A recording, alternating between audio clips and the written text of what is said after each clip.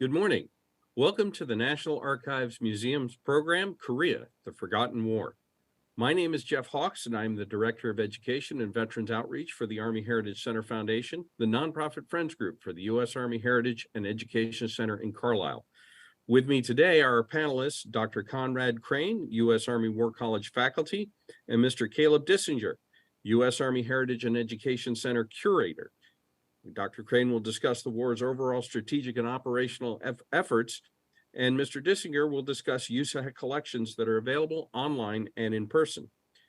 Dr. Crane has a lot of material to present, so I will briefly introduce him. But welcome, gentlemen. Thank you for joining us for today's program. Dr. Crane is the senior historian at the Strategic Studies Institute and acting editor-in-chief for the U.S. Army War College Press. He previously served as SSI as the director of the Military History Institute and as chief of analysis and research for the U.S. Army Heritage and Education Center at Carlisle Barracks. A 26-year veteran of the United States Army, he holds a Bachelor of Science from the U.S. Military Academy and a Master of Arts and PhD from Stanford University. Dr. Crane, thank you for joining us today. Thank you very much. I am honored to be here. All right. I'm ready to go.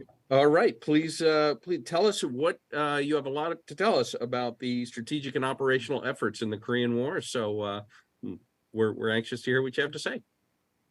Okay, thank you very much. Can I have my first slide, please?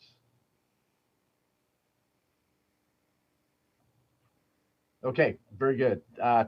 This is a very complex war, very complicated, major implications through today. I'll try to do the best I can in the next 45 minutes to present the history and some of the current impacts of this very forgotten war, but one that's had all kinds of implications for the current world situation we're in now. Next slide, please. The initial occupation is a mess.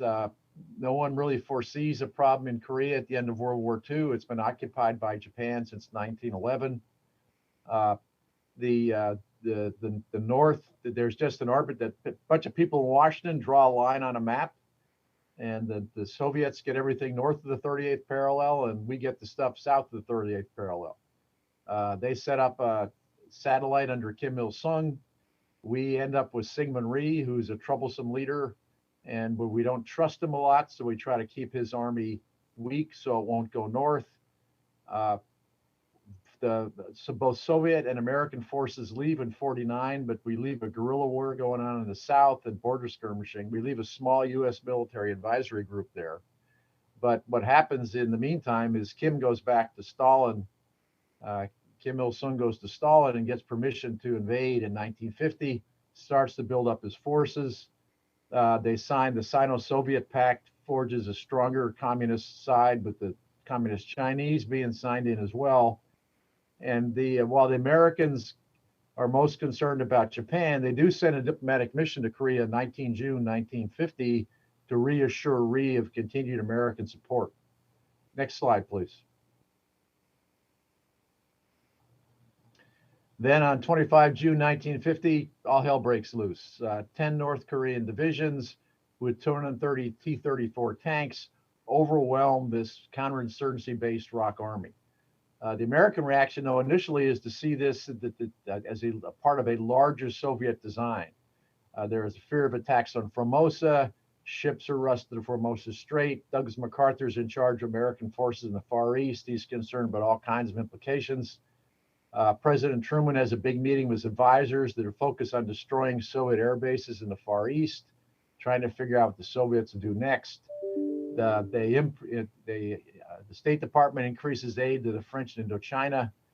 There's initial hesitance actually to get involved on the ground in Korea, because the sense is that the Soviets are really going to attack someplace else, and the first reinforcements are actually being sent to Europe, air and ground. Though MacArthur is directed to send some equipment and that focus air units from Japan on bombing the tanks that are moving south. Next slide, please. It's chaos in Korea in July of 1950 as the North Koreans drive south. The South Koreans really don't have any way to stop the tanks. American air power stops some, but the American units that are being sent in there are piecemeal and under strength, and they're driven south as well. And by the middle of August 1950, the UN forces are in a very small perimeter around Pusan in the southeast corner of Korea, and it's a very, very dicey situation. Next slide, please. The bottom line is American units in Japan were fragmented. They were only about 2/3 or less of authorized strength. They didn't have all their equipment like bazookas to take out tanks.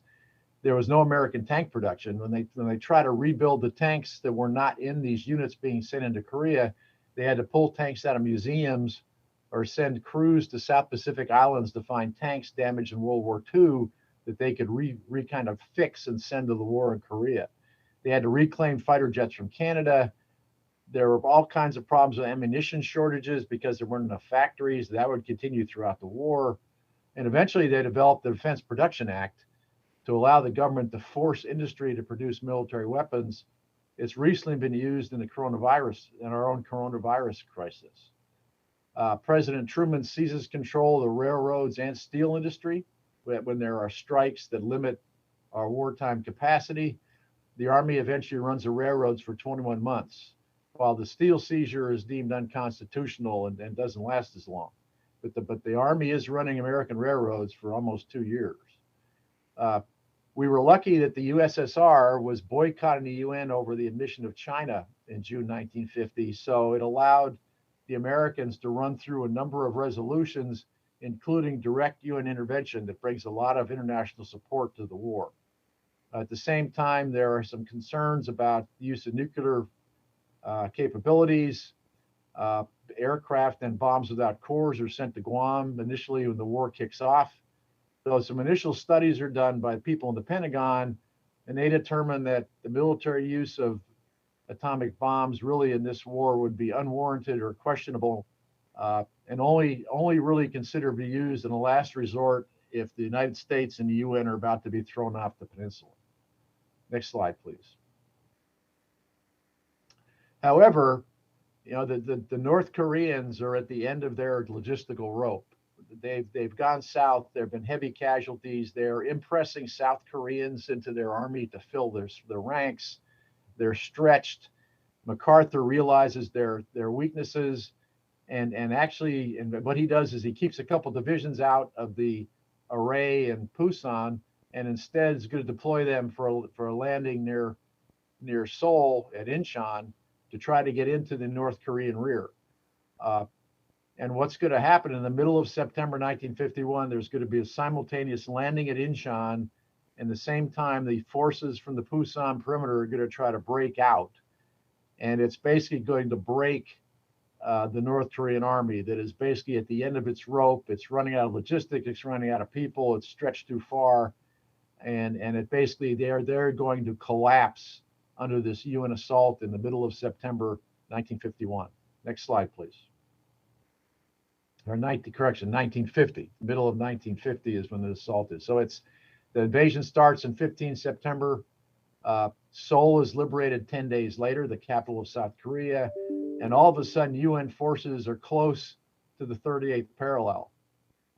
MacArthur doesn't cross. He realizes this is an expanding of the war, and he waits for direction from the UN and American leaders that give him permission to expand the war, which he gets on 7 October. And then he's going to head north unrestrained. The Korean forces themselves crossed the 38th parallel on 1 October and started to head north. This causes mass panic for Kim Il-sung, who pleads to Stalin for aid, who then passes the buck to Mao. And eventually Mao agrees to enter the war on 19 October to try to save the North Koreans. About the same time, 15 October, there's a meeting of MacArthur and Truman at Wake Island, where everything seems to be going great. MacArthur his drive north is reinforced. And what has happened is Incheon changes the war faster than decision makers can deal with it. Neither side, we were not prepared for such great success, and the North Koreans and their communist allies are not prepared for the disaster they face. And so there's a lot of hasty decisions made. They're going to have massive consequences down the road as the war expands. Next slide, please. So from the October and into early November is a massive drive north by the UN forces. They take the North Korean capital Pyongyang. They head north. Eventually, the forces will get to the Yalu River, the border with China. The leaders are trying to send reassurances to Communist China, or not really going to attack them, but they're not very effective. They're actually in late October the early Chinese forces that have come in actually knocked back some UN forces, but it's a very short engagement. It doesn't last long. And MacArthur's assumptions are that the Chinese are not going to be sticking around, and he has the freedom to drive to the Yalu. Again, it's a bad assumption that's going to have major repercussions. Next slide. Now, in the meantime, MacArthur is concerned a bit about possible Chinese intervention, and George Stratemeyer, his Air Force's commander, says, don't worry, I can stop them. I can create a dead zone across North Korea to keep anyone from coming south. He basically, in early November, exercises his first major air attack on the city of Gangneung, which is there on the right, destroys most of the city, and it's a demonstration of what he can do to try to keep any Chinese force from going south. The problem is, in early November, all of a sudden, MiG-15 show up, and all of a sudden there is a challenge to UN air power from these Soviet MiGs, and it's going to create a gap over the Yalu River. It's going to create a blindness in American air reconnaissance, and it's going to allow for more and more Chinese forces to get over the Yalu undetected. Next slide. And then what happens in late November 1950, again, that should be 1950 in the date, not 1951. What happens in late November 1950 is this massive Chinese assault, hundreds of thousands of Chinese troops assault. They batter the 7th Infantry Division and the Marine Division that are in the east. They destroy a lot of the 2nd Infantry Division, who's in the west. They push UN forces down, and it's going to force the longest retreat in American history as UN forces are smashed, and these Chinese forces, have considerably outnumbered, roll southward. Next slide, please. And eventually, the UN tries to hold at the 38th parallel, but they can't. They don't have enough forces to set a formal line. That the Chinese continue to drive south. They retake Seoul again, but the same problem happens. All the Chinese supplies are coming over the Yalu River and flowing south. They've got a long way to go down the Korean Peninsula. It's a very cold winter. Chinese forces are freezing to death.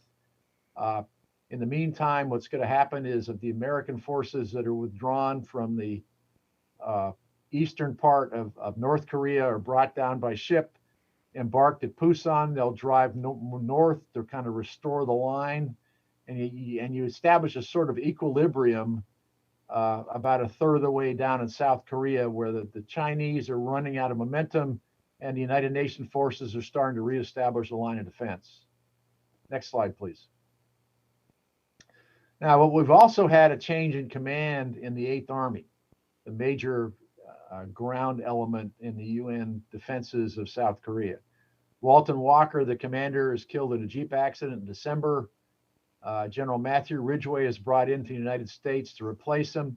First thing he does is writes a "Why We Are Here" memo for the troops and starts to rebuild the fighting spirit of his 8th Army.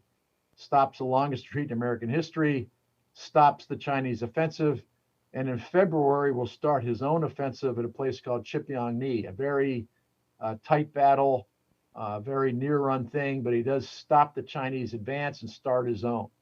He also changes most of his corps and division commanders. They're kind of run down. So a lot of them are older. He brings in people he trusts uh, to exercise the offensive that he wants to drive the communist forces northward, and he's going to rely on massive firepower. Uh, for Ridgeway, it's air power and artillery to try to overcome the Chinese and the communist edge in numbers with firepower. And so the drive north is not going to be quick, but it is going to be supported by massive firepower. Next slide, please.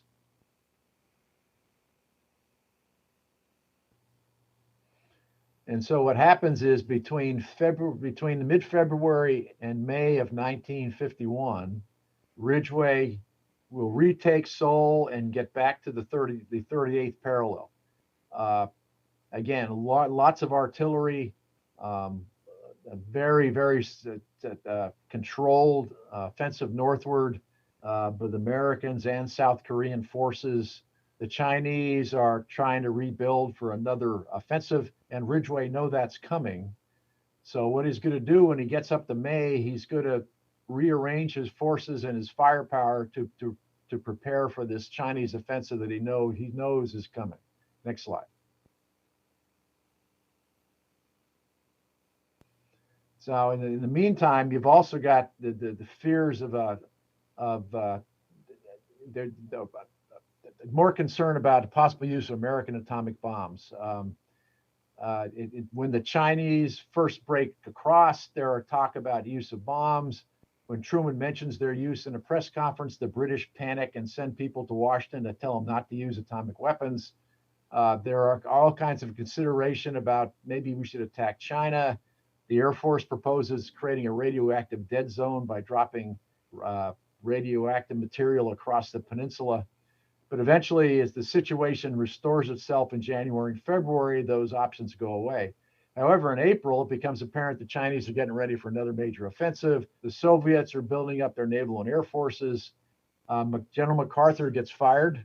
I'll talk about that in a second, in April, which also creates another sense of wariness. And so what's going to happen in April 51 is the Strategic Air Command is going to send nuclear-capable aircraft back to Guam with real bombs this time. And from April 51 till the end of the war, there are 10 SAC aircraft with atomic bombs sitting on airfields at Guam. Next slide, please. So what happens is you've got this leader transition in April. MacArthur is getting concerned about the Chinese actions. He's making some statements about further expanding attacks. He engages in some with the Taiwanese, talk about maybe using nationalist forces, and basically Harry Truman thinks he's going too far and relieves him. And MacArthur's relief in April, he's replaced by Ridgeway, who becomes the UN commander. And that's on the right there. There's Ridgeway in Tokyo with his first interview as he takes command of the UN forces. Next slide, please. Now, again, one of the first things he's got to deal with is this major Chinese offensive. Now, what's going to happen is the UN forces are going to trade space for time and firepower. And so the UN forces are going to start to withdraw back over the 38th parallel, almost back to Seoul, but not quite to Seoul. But as the Chinese move forward, they are blasted by air power and field artillery, and they take massive losses as they move south. This is all in May of 1951. Next slide. Next slide, please. Okay, and then there's also another. They do no. Go back one if you can, please. There you go. Good. Thank you. So basically, there's another. They do a first assault is in the west, then they do an assault in the east. Again, the UN forces will trade space for time, blast the Chinese with firepower. So what happens by the end of May 1951, the Chinese have moved forward, moved their lines forward, but they've been shattered by artillery and air power. They don't have the power to hold the line, and the UN is now going to exercise a new offensive and break the line open. Next slide, please. And basically that's what happens. In the first weeks of June 1951, the front is blown wide open. Ridgway's got his forces moving forward.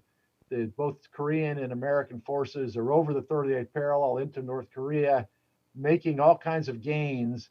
But what happens then in the middle of June is the Russians propose in the UN a ceasefire in the interest of providing some kind of a end to the war. Everyone seems willing to do that. The American offensive is halted. Ridgway is very much against it. He wants to continue his operations, but he's ordered to halt his offensive. He's afraid that the Russians are going to use it to build a whole new defensive line, which is exactly what happens. And at the end of the 30 days, we get into July of 1951. The Chinese and the North Koreans have built a very sophisticated line across the peninsula. No longer do the UN forces have freedom of action, but we're now embroiled in the battlefield has now moves to the table of negotiations instead of a battlefield. Next slide, please. It's a whole new kind of war. For the Ridgway is got to learn how to negotiate with the communists. The communists pull all kinds of tricks. There's all kinds of they end up shifting the location of the talks to eventually they end up at Panmunjom. The North Koreans show up with taller chairs than the UN forces. They rearrange the tables. There's all kinds of little things going on that delay the beginning of the peace talks until they finally get some kind of equilibrium. But by the late summer, early fall of 1951, they're going full bore. Next slide, please. Now, there's four main issues. The first are they've got and once they get the agenda negotiation side of Panmunjom set, the first one is a military demarcation line. That's settled pretty easily. They just decide, well, we'll use the line we're at now. We'll just back off a kilometer or so, and that will become the demarcation line. They set up the supervisor commission quickly. Poland and Czechoslovakia from the communist side, Sweden and Switzerland on the UN side will be the countries designed to maintain the supervision of the settlement. There's some sticking points about rotation, replenishment of forces, whether each side can bring in more military forces after. Oops, I'm losing something here. Uh-oh.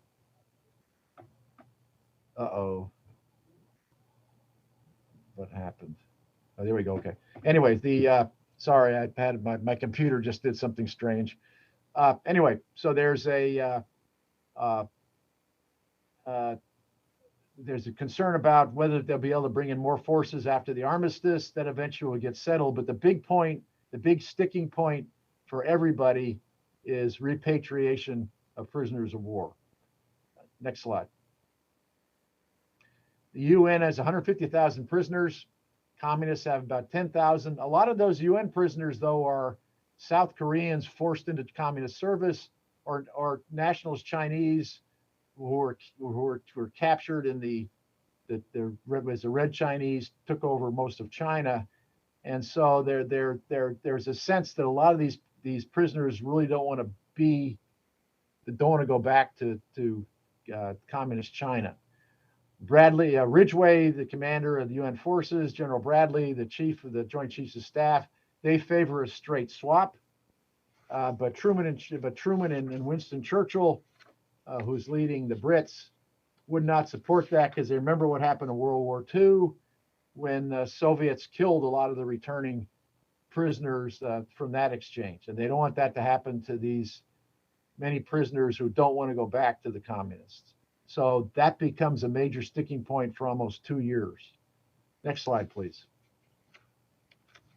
So what happens is as these peace talks bog down, is each side has to determine how are we going to deal with it, and without expanding the war. So the communists are going to do it through information warfare, and I'll talk about the Kojido prison riots and biological warfare allegations. The UN they're going to basically focus on air power, using American, mostly air power, to kind of try to exert pressure on the communists and the Chinese to give in to what they wanted, the peace talks. Next slide, please. So the first place that we have something is the Kojido, and these are again, you got 150,000 communist prisoners in South Korea, and the main prison camp is down at a place called Kojido. Next slide, please. That picture is a picture of some of the early riots there. What happens is the communists will infiltrate. They get special agents captured, infiltrate into the overcrowded camps, and in February 1952, the riots begin. They will continue till May, when the prisoners lure Brigadier General Francis Dodd, the camp commandant, for a discussion, and they capture him. And they only release him after there's a signed admission by UN forces of abuses in the prison camps. Big propaganda coup. It had major impact in world opinion. It weakens the UN position on the fair treatment of prisoners, because they're saying, wait, the argument is you're not treating them fairly. It's a big propaganda victory for the communist side.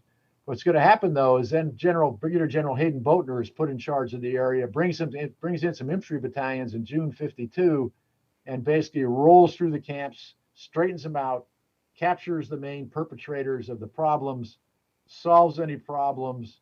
And what's going to happen over the next few months is any memories of the complaints fade away. And so the communists are going to lose that particular motivation, that particular weapon against UN forces. Next slide. However, about the same time, they start to build up accusations of the American and UN use of biological warfare. They find that the Americans had struck a deal with General Ishii and Unit 731, a Japanese unit in biological warfare under World War II, to get materials from them. You have Chinese newspaper reports begin in February of 1952. Chow and Live start doing radio broadcasts, including the Americans, of incursions. They've released pictures to the newspapers of insect and germ bombs. They make all kinds of claims of diseases being spread all over all over the world. In the meantime, they're also motivated because there are epidemics in China, and these accusations help motivate the Chinese people to fight harder against the problems with these epidemics. Next slide, please. Now, the initial U.S. response is to try to get the UN to investigate, but Russia is back now in the UN. They veto it. There's a realization there's a USSR hate campaign against the United States. When the USSR brings up the issue for debate in the UN, the United States is very clever and says, okay, fine, we need to investigate this. We need to send investigators into Korea to check, and that forces another USSR veto and stops the UN investigation.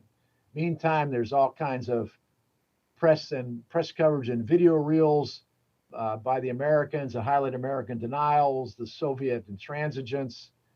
O.P. Whalen, the Far East Air Force commander, says, why don't we just admit we have no capability? But nobody wanted to do that because there were fears that the communists were using this campaign to justify their own use of biological warfare, and we would therefore have to develop our own capability to counter those.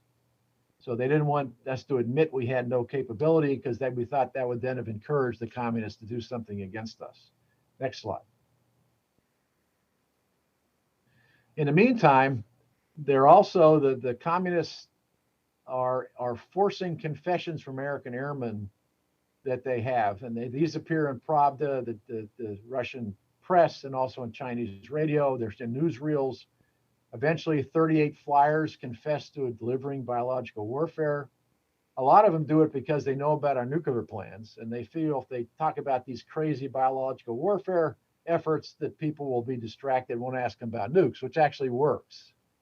All claims are investigated by the Air Force. They're all denied by the State Department. And when they finally achieve an end of the war in 1953, these prisoners of war are a top priority to recover. to try to recant these accusations. And many, when they finally are reclaimed in 1953, many were amazed that anybody believed these crazy stories they were telling. They were chagrined that their fabrications had been taken so seriously by the world. Next slide, please. Now, the communists continue to push the program to try to convince the world of American perfidy. They bring in two chosen groups to investigate evidence, create false infestation maps, and actually infect some people with biological diseases and then bury them so that these groups that visit can then dig them up and find out these people died from these diseases, from cholera and plague. Both these groups they bring in are convinced, and they both are convinced that we have used biological warfare. In April 1953, as the war is grinding down, the Soviets find out what is happening. The Soviets determined all these Chinese and Korean claims were false. They recommended strongly the Chinese and North Koreans quit making the claims, and they did. And so the accusations disappear in mid-1953. Next slide. Now, surprisingly, by 53, we are actually starting to develop some capabilities. We have chemical warfare capabilities in theater. We have developed a slight attack with some incapacitating bacterium against guinea pigs in a practice range. There's a big anthrax plant due to come online in 54 with a very deadly biological weapon. They did have some anti-crop materials available by 1953. They had biological warfare bombs ready to fill. And they actually developed a balloon delivery system in 1954 to destroy Soviet grain crops. Ironically, the contractor for that was General Mills, who of course does a lot of our own cereals here in the United States. But again, this is all good. There will be a biological warfare program through the 50s, generated again by these fears out of Korea. Next slide, please. There's international impact. Besides spurring North Korean and Chinese public health programs that claims panic Chinese troops, there's accusations in world press about it, there's suspicions in India and Pakistan about the American biological warfare. And it does inspire some actions against American airmen by North Korean civilians, and at the same time, some American POWs actually create fake biological warfare agents by they capture bugs and paint little pictures on their back and create panic of North Korean guards. It's crazy. The Chinese today are still convinced attacks have happened. There are actually a couple of U.S. investigators do also, but again, there has never been any solid proof of any biological warfare from that period of the Korean War. Next slide. Now, let's go back to Matt Ridgway. As the war goes through is going through its negotiation stage. It's a new kind of war. How can we coerce with air power without causing some kind of backlash?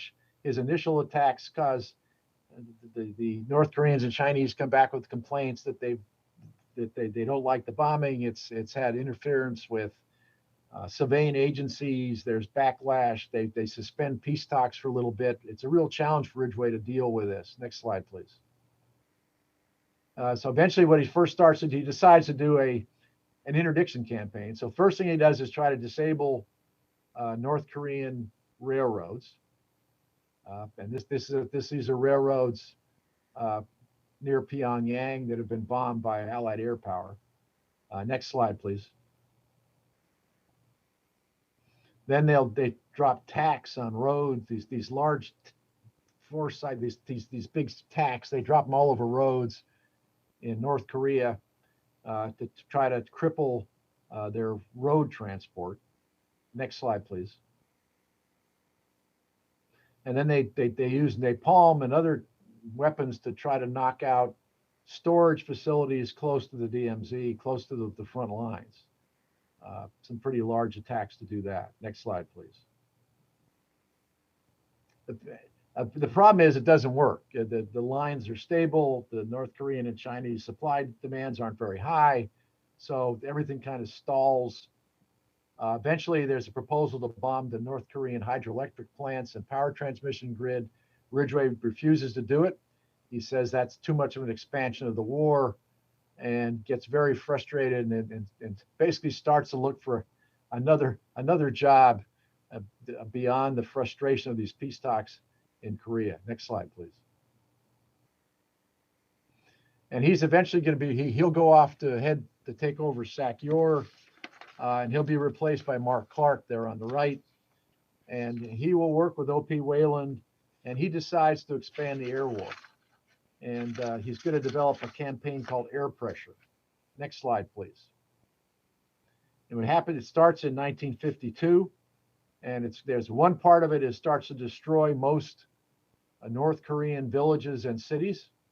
It's going to cause 18 of the 22 largest North Korean cities are more than 50% destroyed. Villages all over North Korea are turned into chaos. North Koreans are living in caves.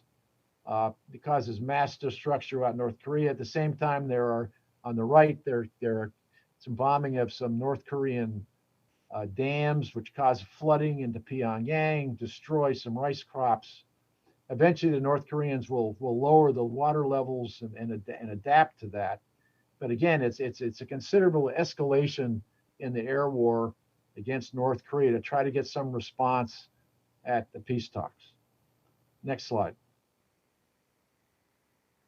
Now, Clark also has plans for a major op plan 8-52. If negotiations stall or collapse, it's a major expanse of the offensive. It'll be a drive north to take the North Korean capital of Pyongyang. It'll be an invasion assault on the other side of the peninsula.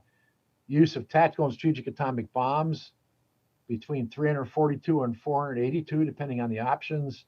It's actually approved by the Joint Chiefs in the National Security Council in May of '53. The NSC and General Eisenhower, the new commander in Korea, suspect that they're the new president. I mean, NSC and President Eisenhower suspect that communists are using armistice as a ploy, prepared to execute this big operations plan. The Strategic Air Command is on standby. In my opinion, it would have been a disaster to try to exploit this offensive. You had 1 million Chinese troops. It didn't happen, and I think we're thankful it didn't. It would have been, I don't think it would have been a very successful offensive. Who knows what would have happened with all these nukes? But it's an Armageddon that doesn't happen. Next slide, please. Again, this is an example of what would have happened. It shows the double assault to take Pyongyang. It shows an invasion from the peninsula, from the side in Wonsan. It would have been, and all those atomic strikes. It would have been quite an offensive. Would have taken major reinforcements in the United States to do it. Would have massively expanded the war. Next slide, please. Meantime, you have a new president, Dwight Eisenhower. He goes to Korea. Everybody knew his military reputation. He sent some diplomatic hints that he might resort to nuclear weapons, but to be honest, it's unclear whether those were really received by the people on the communist side that really needed them. He thought that his threats had a major impact. There were really a lot of other things going on that had a major impact on Chinese and North Korean communist decision-making. Next slide, please. And bottom line is that Stalin dies in March '53. There's a lot of instability in the Kremlin. There's riots in Eastern Europe.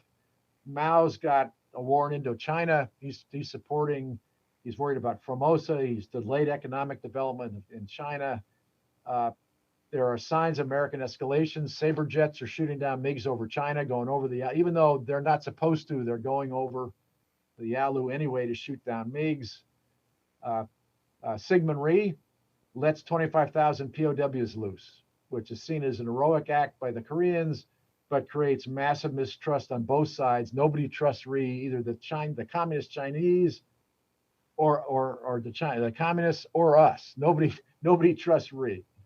The Chinese will have another offensive after those prisoners are released. They regain ground, save some face, and they're ready to kind of sign off the war for a while. Kim Il-sung thought his power was consolidated now in North Korea. He'd finish conquering the South later.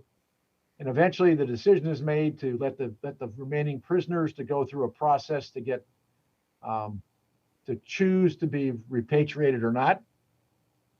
Over 22,000 communist POWs refused repatriation, but so did 23 Americans and 1 Briton, most of them because they felt they'd be guilty of charges of some kind of cooperation with their captors, and they didn't want to do that. So 23 Americans, 1 Briton will stay behind.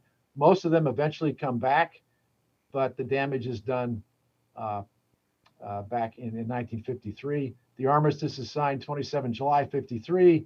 Strategic Air Command's on standby for potential treachery, but again, the peace continues and nothing major will happen for a while. Next slide, please. Now, winners and losers. Big winners are the Communist Chinese, who create a major role for themselves in the world, standing up for North Korea. United States is a big winner, though, too, because it saves South Korea, stands up for its UN allies. The UN comes out very positively from this, particularly the United Kingdom and Commonwealth countries who send a lot of support for South Korea. The big losers, both Koreas, massive damage. It will take them decades to recover. In many ways, North Korea has never recovered. And the Soviet Union, which loses a lot of its influence over the Communist Chinese and loses a lot of initiative in Asia because of what happened in the Korean War. Next slide, please. Ridgeway has moved to become the Army representative on the Combined Chiefs of Staff. He will be engaged with Eisenhower to keep us out of Indochina in 54. Uses Korea as an example of how much worse, to show that any battle in Vietnam will be worse. And he will be very influential in persuading Dwight Eisenhower not to get involved in Indochina as the French are defeated in 1954. And instead, we will allow a set of negotiations over Indochina, eventually split it into North and South Vietnam, and with a legacy to be dealt with much later. But we're not going to be directly involved in the 1950s in Vietnam. Next slide, please. Now, Eisenhower is going to turn his focus to nuclear weapons and building up Strategic Air Command. Again, Ridgeway disagrees with a lot of this and actually is going to push against it, trying to keep American ground power. That helps end his career. He's only Chief of Staff of the Army for 2 years. When he comes up for renewal in 1955, Ike is fed up with some of his fighting against the expansion of air power, reduction in land power, and basically replaces him. So he's going to have no influence in the 1960s when the war in Vietnam expands. For the United States, Korean War globalizes containment, speeds the development of NATO and the Southeast Asia Treaty Organization, which will include Australia. So you have major alliances in both the Atlantic and the Pacific. And after the Korean War, there's no big military drawdown like after World War II. The American people are going to accept a permanent, strong security state. The Army of Vietnam, when we finally get involved in the 60s, building the Army of Vietnam, it's going to be built just like the Iraq Army was, which is very much a conventional army, not designed to fight the insurgency that is built up in Vietnam. You'll have low-level Korean border war throughout the 60s. Kim Il-sung goes to China again in the mid-1970s to ask to reinvade the South, but is refused. He's going to get no support from either the Soviet Union or Communist China to go back to South Korea. And so his plans are foiled. In 1980s, as a vibrant South Korean democracy emerges, big propel. Remember the Olympics in Korea in 86. It's a very different country after that. And in Korea, the South Korea continues to be a dominant democracy, very prosperous.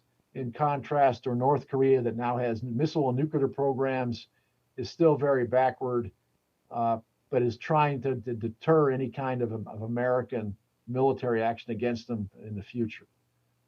In the meantime, there's still all kinds of implications from the Incheon landings.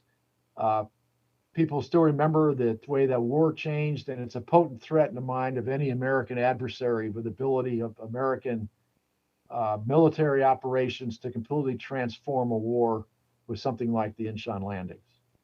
Next slide, please. In Korea, the Korean War remains a very, very bitter memory. In the left, that's actually, I visited Beijing a few years ago and went to the major military museum in Beijing. And that, what you see on the left there is a display. That's a Chinese painting of the assault in late November 1950 to overwhelm the 2nd Infantry Division at Kunuri. And it shows Chinese forces slaughtering American forces. They drive south. In front there are Chinese battle trophies from that assault, including an American regimental color and a 50 caliber machine gun. Very sobering display in the main military museum in Beijing. On the right there, that is a monument in South Korea, which shows a South Korean soldier meeting up with a North Korean soldier. They are brothers. And the tragedy of the division of Korea remains. It is something that, again, Syngman Rhee, until the end of his presidency, always talked about reuniting Koreas. Again, the Korean War has really never ended. You had an armistice, but you've never really had a peace treaty. So the combat conditions still remain there along the DMZ, even though you've got major differences between North and South Korea. The North is one of the poorest countries in the world, while South Korea has prospered a lot. But tension remains, friction remains, and the future, still a lot of questions about the future of that embattled peninsula. Last slide, please. And that's the end of my presentation, and I will await your questions later on. And I'm waiting Kaleb's talk about our current museum holdings. Thank you. Thank you, Dr. Crane. Very comprehensive overview. And I look forward to the question and answer period. We're going to move on to Mr. Dissinger's presentation. Mr. Dissinger has been a member of the U.S. Army Heritage and Education staff since 2004, serving most of that time as a curator of uniforms, textiles, and personal equipage. He's a graduate of Shippensburg University, has been interested in military history in his entire life. And he has served as lead curator for a number of exhibits at the U.S. Army Heritage and Education Center, including America's Last Five-Star General Omar Bradley, A Great Civil War, Battles That Defined a Nation, Goodbye Broadway, Hello France, America in the Era of World War I, On Patrol, Outside the Wire in the Global War of Terror, and the most relevant for today, Where the Hell is Korea? Warfare in the Land of Sorrow. And Kaleb is going to tell us about the resources that you can use to learn more about the Korean War at the U.S. Army Heritage and Education Center. So Kaleb, take it away. Thank you, Jeff. Good morning, everyone. We get to slide number 1.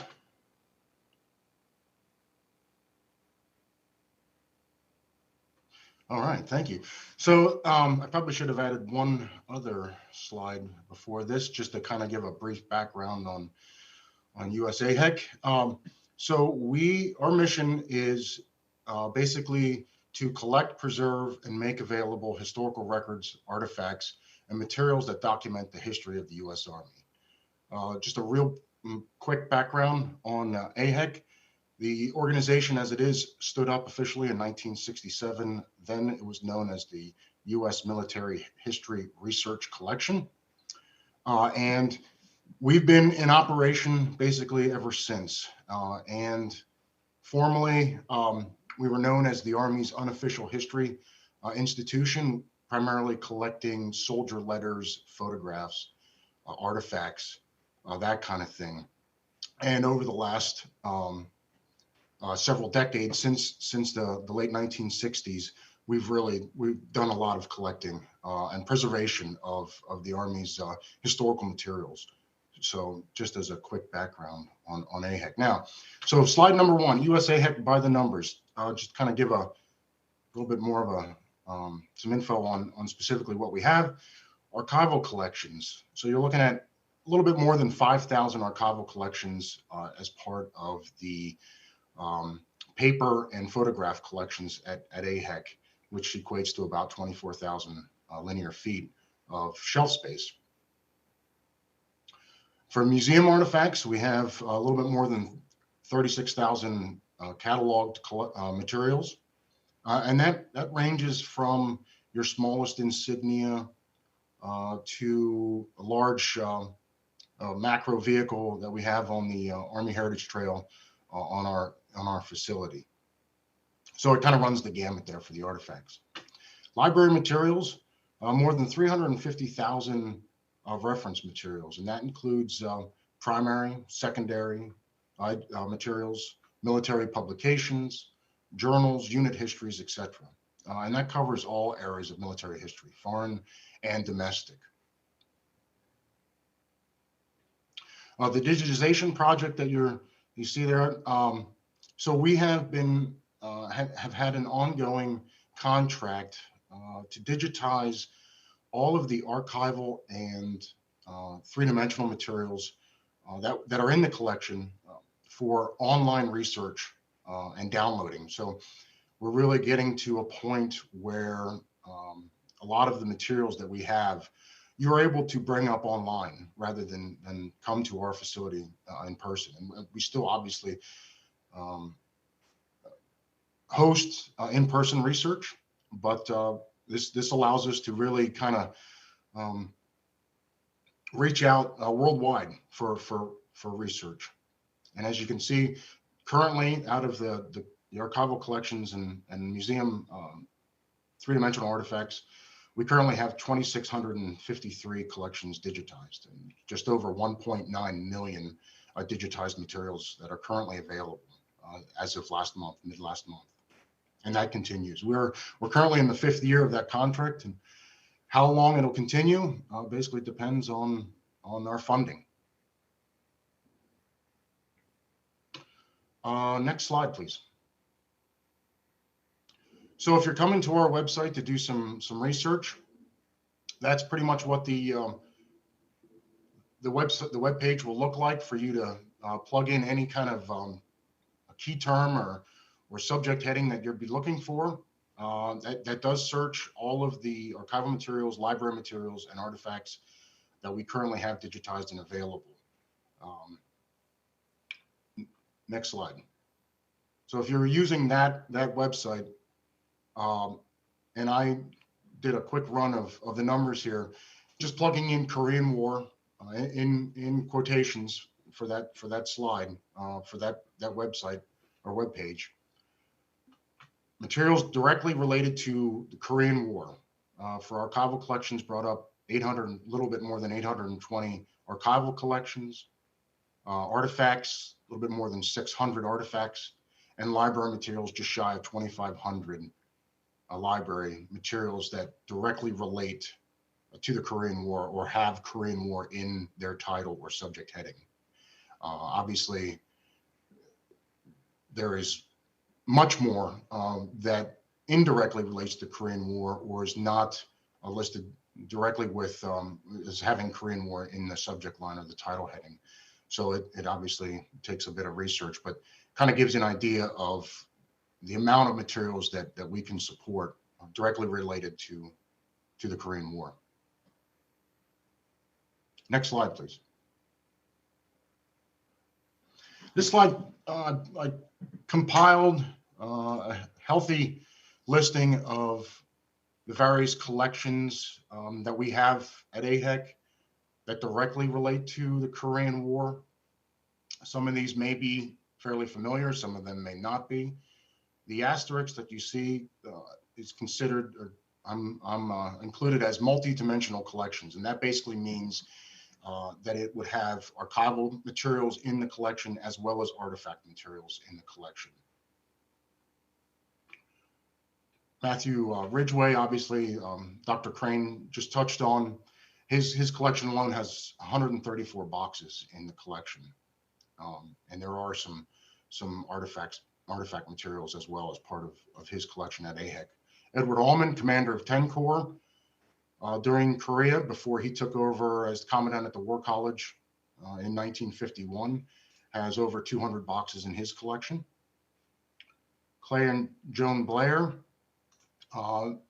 most of you may be aware of Blair's works on the Korean War, the Forgotten War, and A General's Life, Ridgway's Paratroopers, just to name some.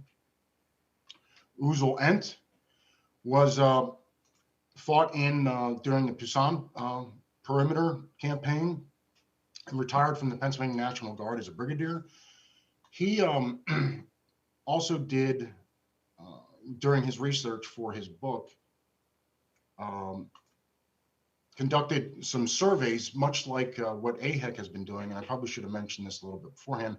One of our major collections and ongoing efforts since we began in 1967 has been what we call soldiers' surveys, questionnaires, and it's something AHEC, or MHRC as it was when it began, has been doing ever since at that time. Basically questionnaires, paper questionnaires. Now they're online, but originally they were paper questionnaires, multiple pages, sent out to veterans of all the major conflicts since the Spanish-American War to present day, asking for veterans to describe their experiences, where they were from, what they were doing in civilian life, how they joined the Army, in particular, what they think of their service, transportation, weaponry, the food, commanders, what they think of their leadership, what they think of their comrades, what they do in their off time, what they think of combat if they were in combat, all the various experiences of veteran and soldier life experiences, and how they came home, how they got out, what they've been doing since their time in the Army. This is something the AHEC's been doing since 1967, and Uzel Ent did the same thing with 4,000 veterans of the Pusan perimeter in particular, but also from the Korean War, and his surveys are also part of his collection. So it's very neat to see a soldier come back and do the same thing for his research and writing. Anna Mae McCabe Hayes, she was a nurse in Korea, and she also became the Army's very first female general officer. So it was nice to use her materials here at AHEC as well for what we'll talk about here in a minute about the Korean War exhibit that we did. Korean War Ranger collection, built mostly by Robert Black, who was local here to Carlisle, was an Army Ranger. And then you also see the Korean War Signal Corps collection, the U.S. Far East Command Psychological Warfare collection, Senior Officer Oral History Program collection. That's where we interviewed senior officers and took their oral histories and compiled that in published form. I'll talk about their service. That's something we're still doing today as well. There are a couple of collections here listed that relate to what would become the Army Special Forces during Korea. It was the 8240th Army Unit. Donald Seibert was one of the officers that was assigned to that. Also, you'll see Jade Vanderpool, Glenn Muggleberg is in there. These were all officers that were part of the 8240th and talk about clandestine operations with the Army, the Air Force, the Navy, and then primarily as with South Korean and North Korean partisan units, and how there was a clandestine effort to impact the war. So those are some really good collections at AHEC.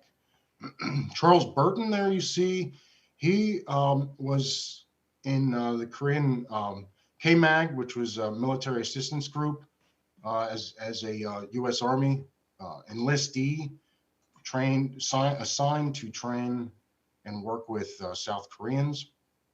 He actually, during the war, early on in the war, was captured and became a POW. And his collection here at AHEC, we have a number of his artifact materials, but interestingly enough, we have a very good number of letters that he sent home to his parents that the North Koreans passed through. So that was an excellent collection to rely on for the exhibit, which we'll talk about here shortly. Richard Regal, he was a scrub nurse for Captain H. Richard Hornberger, which some of you may know. He wrote the book MASH as Richard Hooker is his pen name. So Richard Regal served with Hornberger in the 4077 MASH. I'm sorry, check that, as part of 8055 MASH, which would then be based on the book and the series, which covered 4077, which was the fictional MASH unit by Hornberger. Carl Redmond collection. He's interesting in that he was an Army guy, sergeant, got pulled off the line and assigned to the 6147th Tactical Air Squadron, Air Control Squadron, which was an Air Force outfit. And he rode in the back of T-6 airplanes, Mosquitoes, as an observer. And what he did was he called in airstrikes, other Air Force strikes, Navy ships, artillery strikes as a U.S. Army soldier. And he was also flying planes as well. And he ended up flying 150 missions over the course of his term with the 6147th. At the time, during Korea, Air Force pilots only had to fly 100 missions, but there was no such requirement for U.S. Army soldiers who were assigned as observers. Others that you see there, Outpost Harry Survivors Association. That was an organization, a veteran organization set up after the war for those veterans who had the distinction of serving at Outpost Harry, which was part of the defensive line along Outposts Tom, Dick, and Harry in the Chorwan Valley. That action took place over the course of the week in June 1953, towards the end of the war. Raymond Bennett served in 7th Infantry. He received the Soldier's Medal for helping to evacuate troops at Hungnam in December 1950 during the Chinese offensive. As we mentioned, Glenn Muggleberg and Jay Vanderpool. Roy Appelman, prolific author. His research materials are here at AHEC. Dan Walker has quite a number of photographs in his collection. William K. Harrison was Deputy Commander of 8th Army in 1951 and 1952. He actually ends up becoming UN Command Delegate to the Korean Armistice delegation. And his autograph for signature is on the truce agreement. So his collection is very valuable for research. Chiefs of Staff of the Army, a number of those soldiers that are part of that collection either saw service in Korea or directly after. Lyman Lemnitzer, J. Lawton Collins was the Chief of Staff during Korea. Frederick Wyand, Creighton Abrams are just a couple of others. Paul Freeman, he was, as Dr. Crane mentioned, Paul Freeman was the commanding officer of the 23rd Infantry Regiment, which was the primary defensive organization at Cheopyeong-ni in February 1951. And John Cushman, his collection, he actually was commander of I Corps in the demilitarized zone in 1976 through 1978. So his collection relates more towards post-war. Our next collection, our next slide, please. So we took in the process of research and exhibition for an exhibit that we did in 2019 that lasted 3 years. mostly through COVID. Took a lot of those collections that we just referenced for this exhibit, which we called Where the Hell is Korea? Warfare in the Land of Sorrow. And we took that name, decided on that name, Where the Hell is Korea, for couple of specific reasons. One, as I mentioned, the veteran surveys. The Korean War has about 1,500 veteran surveys in the collection. And one of the questions that is listed is basically asks the veteran or the soldier, what did you think when you heard North Korea invaded South Korea on 25 June 1950? And in going through all these surveys, there were two that stood out to me while doing the research, because their response was that their thought at the time was, where the hell is Korea?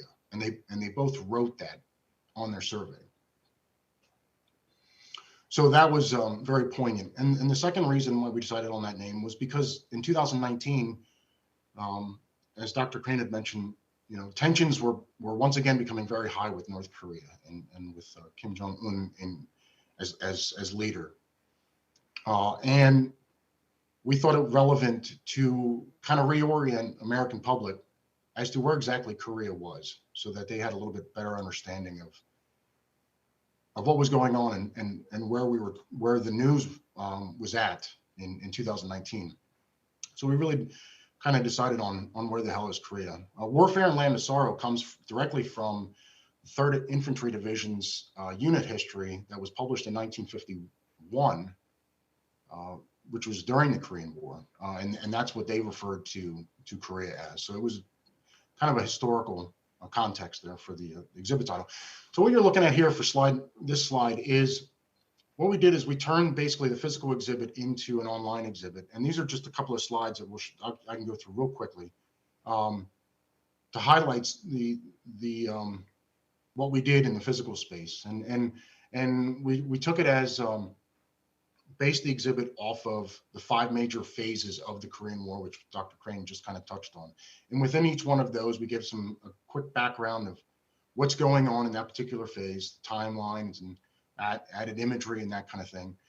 But primarily, we selected a couple of soldiers, 2, 3, 4 soldiers in some cases from each phase that highlights that particular phase in the exhibit. So next slide, please.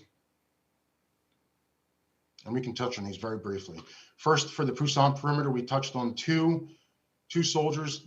First Lieutenant C. Lyle Rochelle, as he was known. He was actually getting ready to come home at the end of his tour and get out of the Army. And he was basically stop-lost after he was on the ship out of Japan and turned around after the invasion and sent back to take command of a platoon in the 24th Infantry Regiment. Next slide.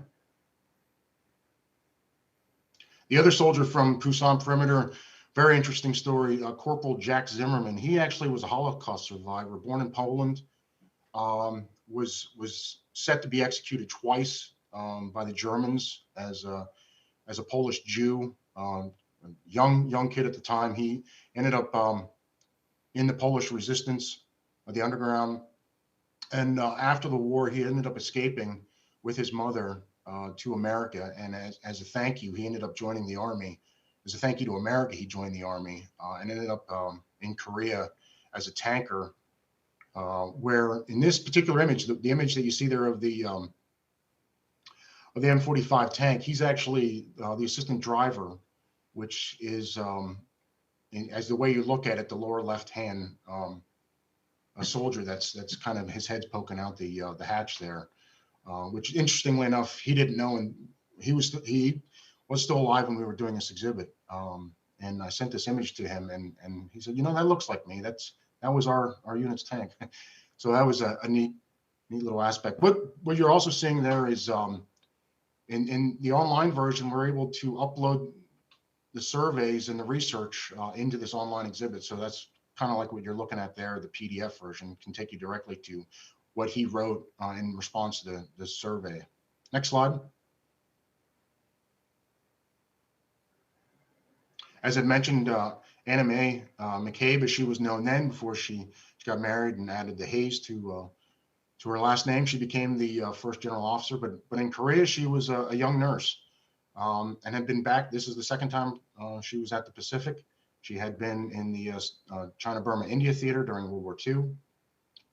And you see here, there's a video upload as part of the website of her talking about her experiences, about her entire Army experiences that we were able to load onto the website. Next slide. Private First Class Stuart Struthers, we touch on as another phase for the mobile warfare portion of the exhibit. He's one where we did not have any artifacts. So what we did, his story was pretty amazing. He was in a MASH unit, got transferred because he was an African-American into the 2nd Ranger Infantry Company, which was the only, and ever was the only, African-American Ranger company. And he was the medic. So that's why they needed a medic prior to the jump on Munsan Ni. While not having any airborne experience, while he was over there, he got shuffled into an impromptu jump course where they had him jumping off of the back of a deuce and a half for his 3 practice jumps. And what we did, and since we didn't have any artifacts, was we mocked up a little vignette of him standing on the back of a deuce and a half, getting ready to perform a practice jump, which is exactly what they did. So that was pretty neat to be able to bring that out. Next slide. There's Richard Regal, who had just mentioned about working with Hornberger in the 8055 MASH. That's a picture on the left from his collection of them actually in the operating room. And on the right, we added an image from the Signal Corps collection of the actual MASH set for the TV show. In my research, I found that the veterans of the Korean War had mixed feelings on the TV show in particular. Regal was one that didn't like the show. He thought it was a bunch of baloney. In fact, he mentions that in his survey. Next slide. There's Carl Redman, as I mentioned, the Army sergeant who ended up flying for the Air Force in the unarmed 6147 Tactical Air Control Group as an observer. Next slide. And we finished off the exhibit kind of just bringing home to the visitors coming through the physical exhibit that, as Dr. Crane had mentioned, we're technically still at war. Yes, there's a truce, but the fact is there's no signed agreement ending the war. And that image there is was up to date at that point, 2017, of a U.S. soldier on the right and a South Korean soldier on the left there, looking over the Panmunjom at the demarcation line. Next slide. So if you're coming to research, there's our address, times of that our on-site research room is available. We do ask that you make an appointment if you're coming in person. Otherwise, you can search online 24/7, 365. And that's that should be the end of my portion. Fantastic, Kaleb. Thank you. Thank you for that tremendous introduction to USAHEC and its resources. We do have a few questions, and so I'll dive right into those. Dr. Crane, we're wondering if you could tell us a little bit about the strategic considerations, what, other than containing communism and today the problem of containing the expansion of totalitarian government, what are the strategic issues on the Korean Peninsula that make it a valuable place for a point of contention for the world? Oh, that's a good question. My wife is Korean, so I've got some interesting connections to the peninsula as well. But it's I mean, it obviously, Korea is aimed at Japan. So it has an important connections there. It's it's between Japan and China. It's influenced by both of those particular societies as well. I mean, the North Korea is such a, I mean, there's such a contrast between North and South Korea. South Korea is a very strong ally for America. We work very closely together to defend it. Uh, North Korea is such a, I mean, now that it has nuclear weapons, I mean, North Korea now has developed nuclear weapons. It's a threat, that an uneven threat, and then, every so often it fires another missile over Japan to get our attention. It's an amazingly poor country. I mean, the contrast is really stark between North and South Korea. But it's, again, South Korea is a very strong ally for ourselves and for all our actions in the Pacific, as we try to counter China's rise. But Korea also has close contact with China as well. So it's an interesting position in Asia between us and China. Obviously, a strong ally, remains that way. The current president of Korea is a very strong American ally. Our links are very tight. We still have troops there. It's an important position for us. And again, as China continues to increase its importance in the world, our connections with Korea are going to be continually increased in importance as well. It's a very, very important ally for us. All right. Kaleb, I have a question for you. You talked a little bit about some of the veterans and their reaction to the TV show and whatnot. We do frequently hear Korea referred to as the Forgotten War, and was wondering, in your perusal of the collection, the surveys, and your conversation with veterans, what you picked up about their feelings on that matter. Do they feel forgotten? I would say it's a mixed bag. There are still certainly Korean War unit level veterans organizations that also include family members now, auxiliary organizations. But yes, yes, I would say it's a mixed bag. There are some veterans that I've talked to that really do feel forgotten. In fact, in talking during the research, I did find a number of veterans that were still living, still with us, but also talked with a number of family members for the soldiers that we highlighted in specifically in the exhibit. And with them in particular, they were much more appreciative, getting their stories out, making the awareness, and most families that I dealt with in particular were very appreciative and most helpful in providing whatever it was that we were looking for.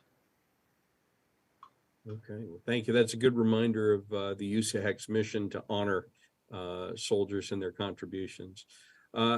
Dr. Crane, we have a question from an individual, apparently a Vietnam veteran. He comments on the fact that on paper, Korea was called a police action. Vietnam was referred to as a conflict. Wondered if you had any commentary on the labeling and why those terms were chosen. And by extension, sort of what can you tell us about how the experience in Korea shaped our experience in Vietnam? You already mentioned that Ridgeway was out, but what influences were there on the conduct of the Vietnam conflict based on our experiences in Korea? Yeah, that's a good question. I mean, again, Korea, we didn't call it a war. We went in there and we had all kinds of different terms we used for it. But it was a full-scale war, as anybody who was there knows. But it starts this process where we don't want to declare war. We don't want to go through the process. We do the same thing in Vietnam. There's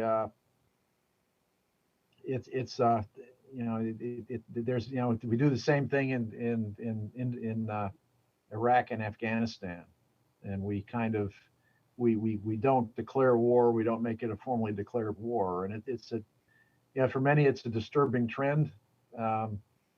and it leads to a disconnect between the military and civilian engagement sometimes. And it's something that, but again, that's the way the world has kind of evolved since. What was the second question again? What kind of influence did our experience in Korea have on the conduct of the Korean War? We talked about Ridgeway being pushed out before Vietnam really took off, but in what ways did the Korean experience shape both the perception and the conduct of the Vietnam War? Okay, I understand. Well, the thing is that Korea was a different kind of war than Vietnam, but we will actually establish the Army of Vietnam very similar to the Korean Army. Ridgeway himself is very much against getting involved in Vietnam. But again, he's out of, it's interesting what happens at the end of Korea is you have Maxwell Taylor replaces him. Taylor is also against some of Eisenhower's changes in the military structure, but he lets his subordinates take the hit instead of himself and maintains fairly close connections. So when the 1960s come around, he's a respected ambassador and has influence over the evolving policies in Vietnam, where Ridgeway does not. And so whereas Taylor is very much more active in saying we can foil this, Ridgeway wants us to stay unengaged. But Ridgeway writes a book on a history of the Korean War, where his argument is really stay out of Vietnam. I mean, the point he talks about, he tries to make the argument in his book on the Korean War that this is what could happen if we get engaged in Vietnam. We better be concerned about this. But he just doesn't have the influence. And again, after Korea, the United States kind of stays on a much stronger defensive footing. They don't reduce the armed forces as much as they did after World War II. But our vision of Vietnam is like it's another Korea, and it's not. This is the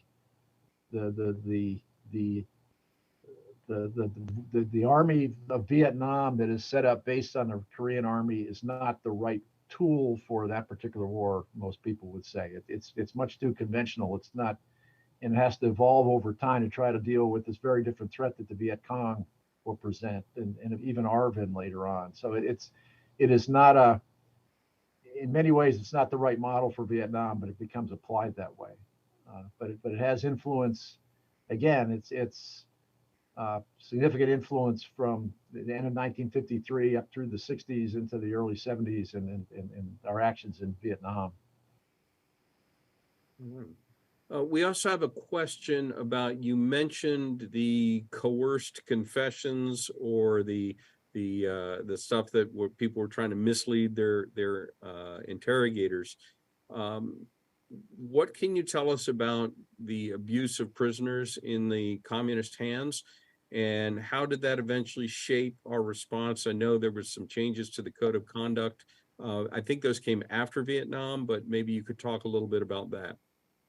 No, I'm pretty sure it's that the changes are after Korea, where you develop this kind of rules for how POWs should respond and the different engagement. Because Korea is it's a tough situation for the POWs there, because they don't have the same. We're not quite used to it.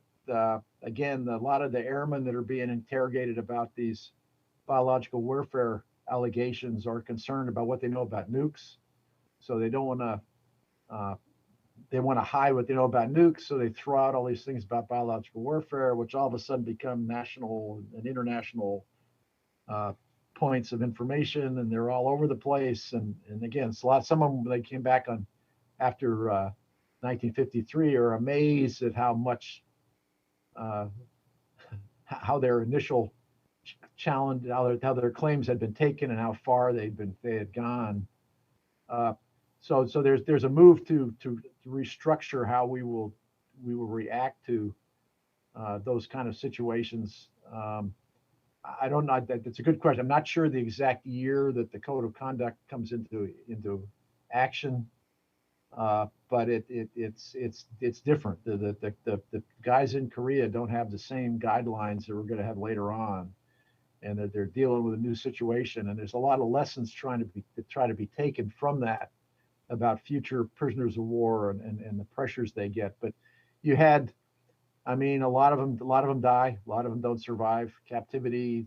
Their treatment is not, going through winters in North Korea, where the North Koreans are suffering from a lack of food. That doesn't mean you get more food as a POW. I mean, there's some hard conditions in those prisoner of war camps as well. And again, there are some of those 23 soldiers who refused to get repatriated because they got compromised by these tribulations in these prison camps, and felt they had done things that would be seen as traitorous actions if they came home. So it's a tough, being a prisoner of war in Korea is a very, very, very difficult situation. All right, Kaleb, that leads us into another question. In preparing an exhibit for the public that is going to be viewed by veterans of the conflict, including folks that are being depicted in the exhibit, where do you find the balance between depicting the reality of war and being sensitive to and not going overboard with the gore and horror?